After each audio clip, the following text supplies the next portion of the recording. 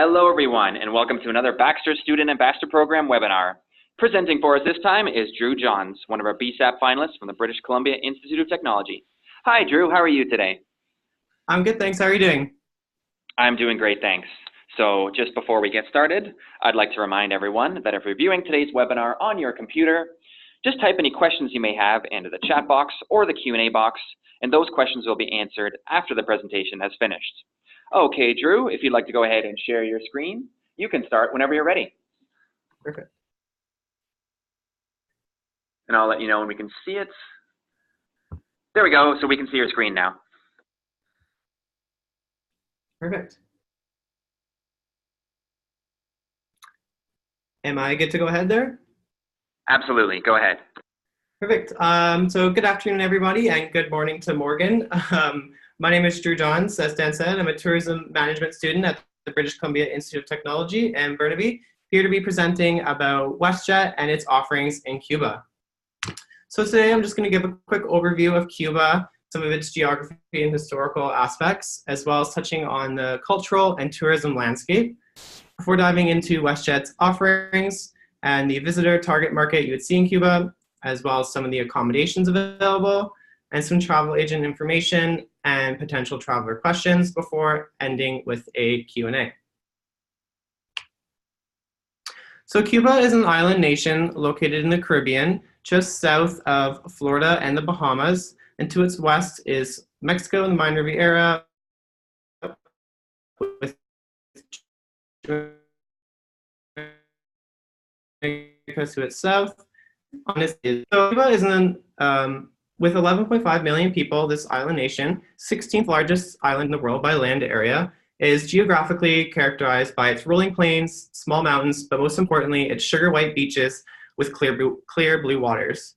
It offers warm tropical climate, and although it's a large island nation and specific weather varies throughout, for the most part, on the beachside locations, the weather from December to May is dry and sunny.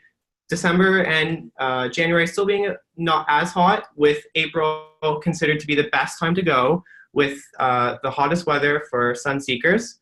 And from June to November is considered its rainy season, with tropical rain showers, and also the risk of hurricanes from July to mid-November. So what's interesting about Cuba is its history, and as it had a communist revolution in 1959, with the Cuban Missile Crisis in 1962 and trade embargoes that followed.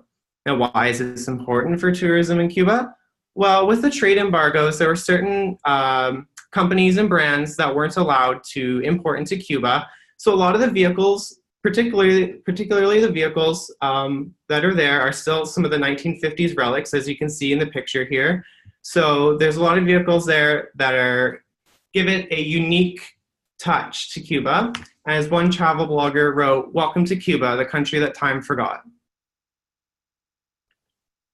So just to touch on its cultural landscape, it's considered a meeting point of Spanish and African cultures, sometimes called Afro-Cuban.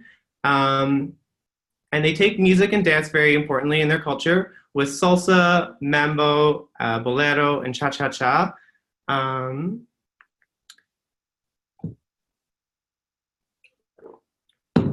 Excuse me.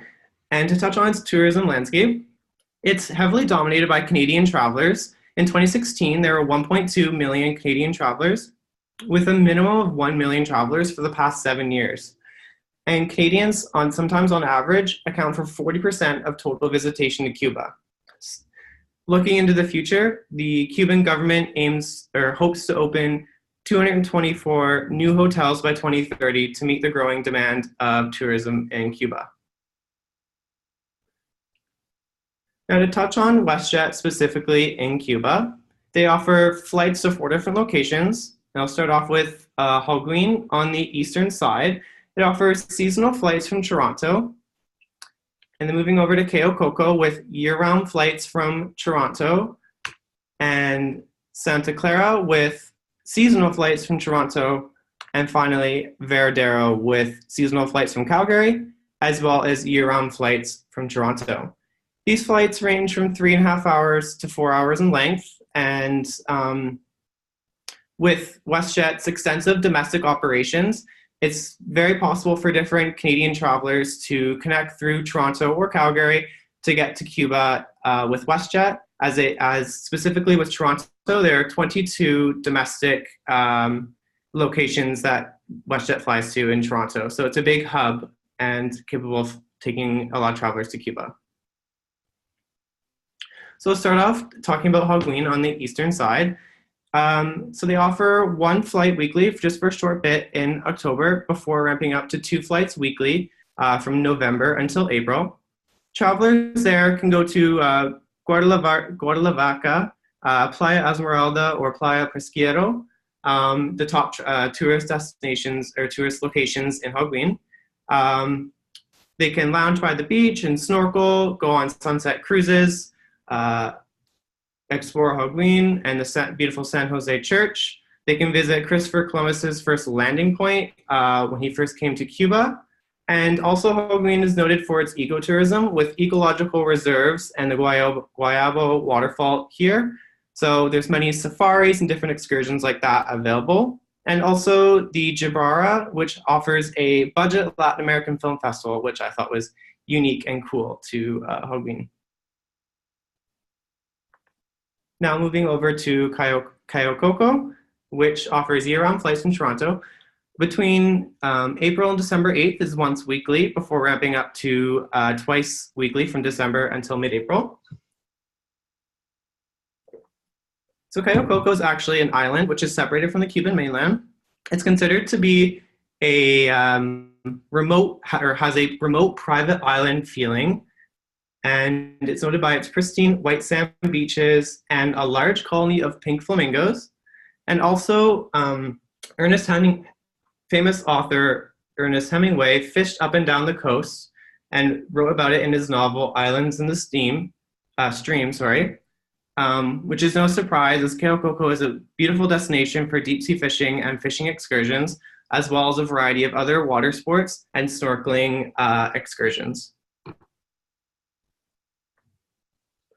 Moving on to Santa Clara, and I don't know if you noticed from the map, but Santa Clara is inland a bit. So it does take a 90-minute scenic drive to get from Santa Clara to the Cayo Santa Maria along the Camagüey archipelago.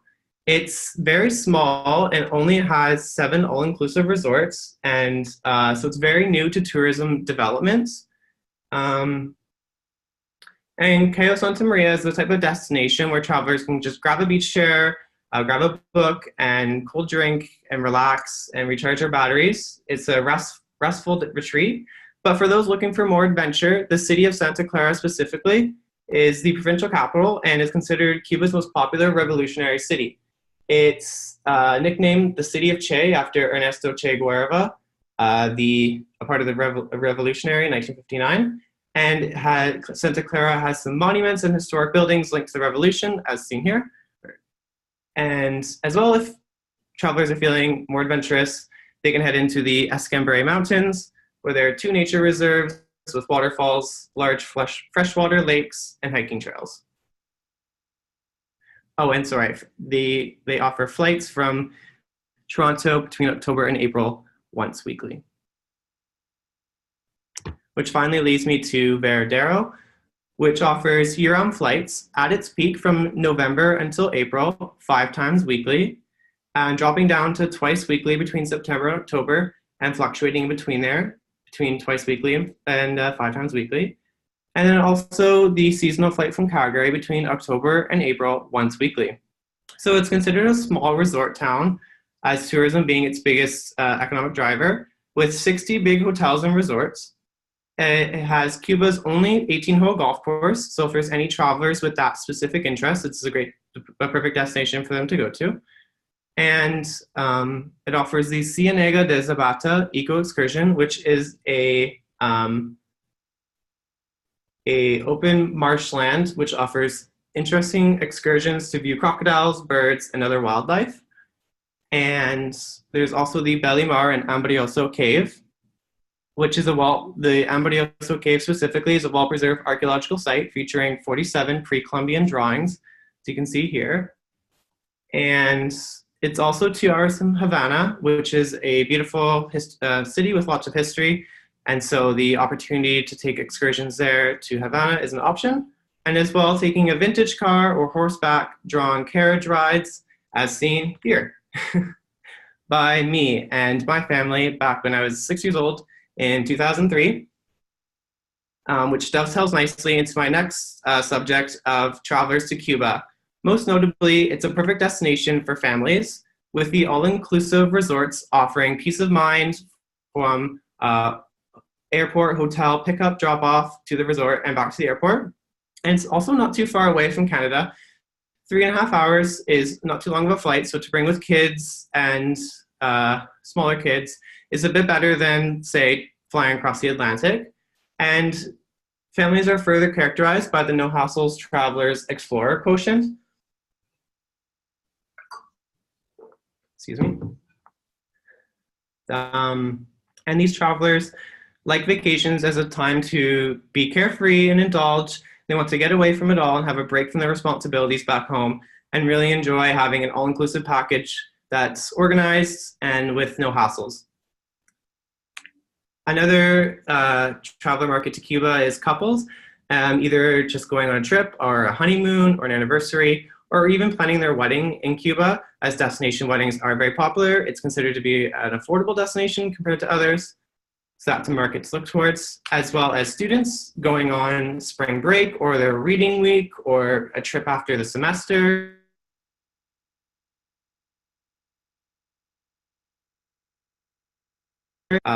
Which I'll get to in a moment.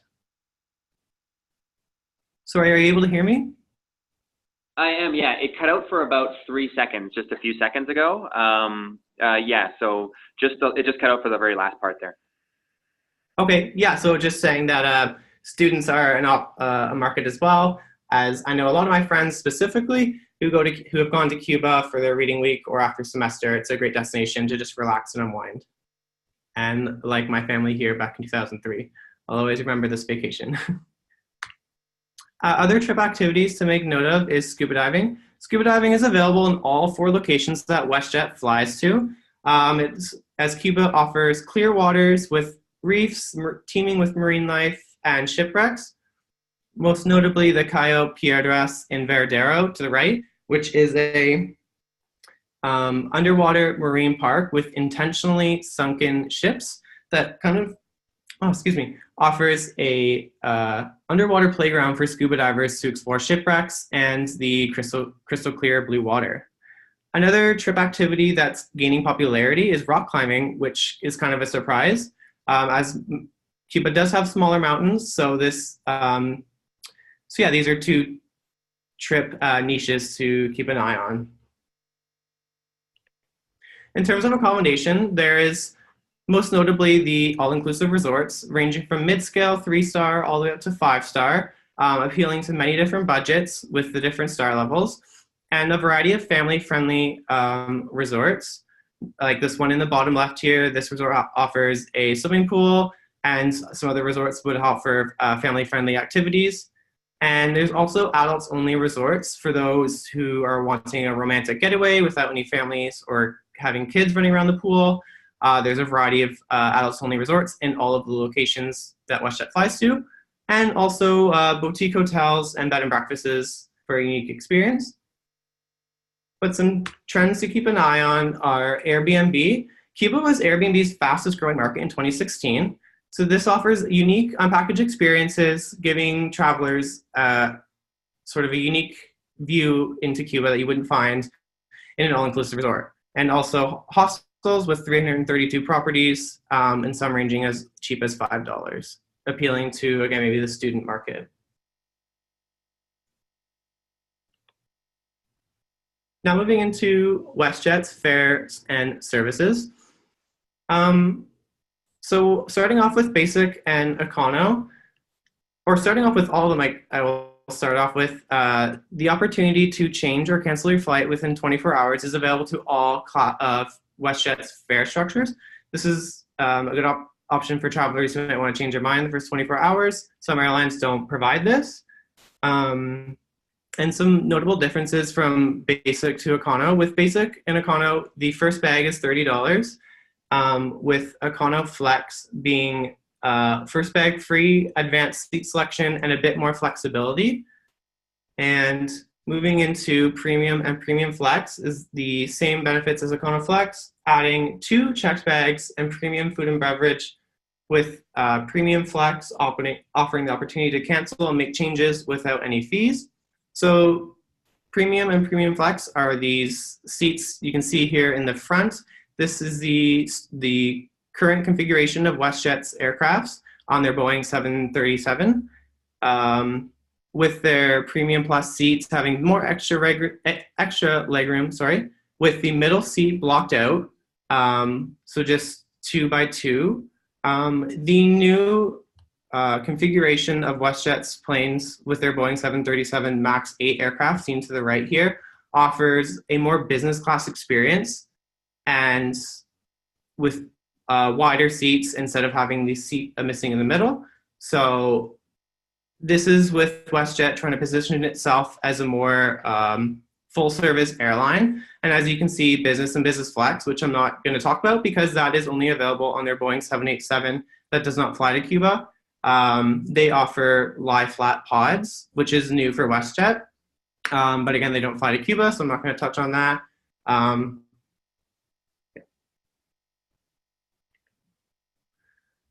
Another thing to consider is Westjet Vacations. Westjet Vacations offers all-inclusive packages and more with customer support team, with an outstanding customer support team for travel agents to connect with and talk to if they have any questions with their clients and booking. And also the opportunity for travelers to, or your potential travelers to take advantage of destination representatives, which are on the ground in destinations at the airport, assisting with any questions and getting into the shuttles to the resorts. Destination representatives also go to the different resorts in Cuba to talk to the different travelers that are staying there on Westjet Vacations, to answer any questions, help book excursions, and ensure peace of mind with their pickup back to the airport for their return. It offers flexibility. So with Westjet's extensive flight network, you as a travel agent can customize a trip that is 3 or 4 or 7 or 100 days long, whatever works for your client. As of course, Westjet Vacations uses Westjet's airline and not a charter like some other options. And there's also no hidden fees. So whatever. So when you book with Westjet Vacations, you earn the entire commission as a travel agent, as that's what's fair. And also the terms and conditions are easy to understand for both you, the travel agent, and a client. So some common traveler questions that should be ready or should be prepared to answer are, do I need a visa? So as a Canadian citizen, no, you don't need a visa. Your Westjet flight attendant on the flight down will hand out tourist cards, which needs to be filled out 1 per person or one per family. And that needs to be held onto for the rest of the trip and then given back to the customs officer upon at the airport upon returning. How can I get around? Cuba has a reliable network of taxis that are metered, so you don't have to worry about having to barter with a taxi driver. You can also rent scooters or a vehicle, like a vintage vehicle, or if you book an excursion that will include hotel pickup or drop off, then that is taken care of as well. I don't speak Spanish, is that a problem? Well, of course, Spanish is the official language in Cuba, but English is commonly spoken in hotels, by taxi drivers, guides, and a lot of tourism professionals. So rest assured that it's not that big of a worry if you're staying within your resort or within major travel tourist areas rather, that English is commonly spoken. Which currency do they use? So they use the Cuban convertible peso, which you can get at the destination there. What needs to be noted is that the ATM machines only accept Canadian or credit cards from major Canadian financial institutions. and they do not accept US dollars or American Express or other major US credit cards from American banks. So that needs to be brought up, as well as, is it safe? So now you're probably wondering what this picture is. This is in the middle is Cuba's Minister of Industry receiving the Excellence Award for the safest country for tourism at the 38th Annual International Tourism Fair, FITUR, in 2018. Cuba is a really safe destination, and of course you should always exercise common sense with your belongings when you're out and about, but it is a very safe destination for travelers to go to. And from a health side, the island also has one of the highest doctor-to-patient ratios worldwide, and even most resorts offer doctors, at least one doctor on duty at the resort. So why Cuba? It's a safe country that I was just discussing. It's relatively close to home compared to some other destinations which take longer to fly to. It's rich in culture and has beautiful beaches. You can go snorkeling or explore different opportunities like rock climbing, scuba diving, and different excursions. And it's a perfect destination for families. My mom always said that she would always recommend Cuba as a destination for a young family to go to when they are going on their first trip, and as it's very easy, safe, and just an overall beautiful country to go to. And yeah, that concludes my presentation. I'll accept questions. Thank you so much, Drew. And so, of course, if you have any questions, anybody, please feel to submit them to either the chat box or the Q&A box. And if anyone here in the room with me has a question, I will put them on the line.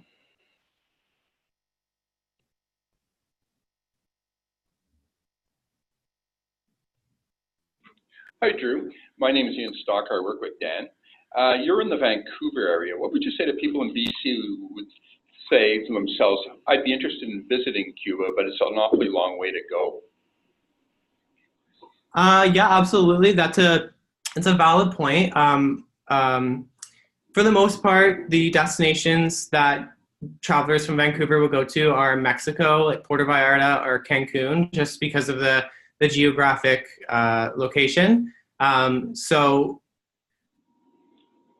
although Cuba is a bit further away and Westjet doesn't have any direct flights, it is an option to consider, but for the most part, Mexico takes a lot of the travelers there.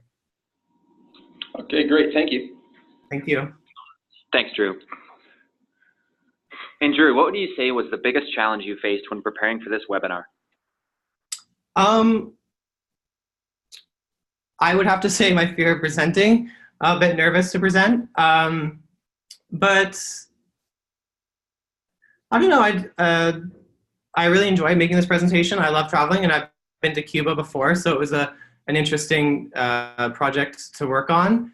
But yeah, I think the biggest fear was the presenting part, but the actual making the project was really enjoyable. Oh, thanks so much, Drew. Thank you. And Morgan says, I don't have any questions, but nicely done, Drew. Thank you, Morgan.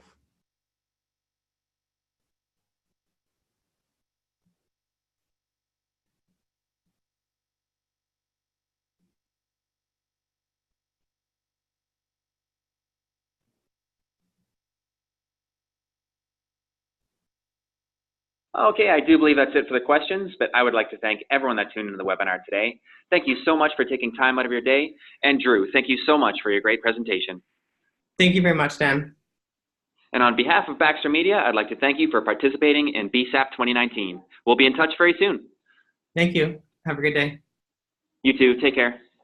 Bye.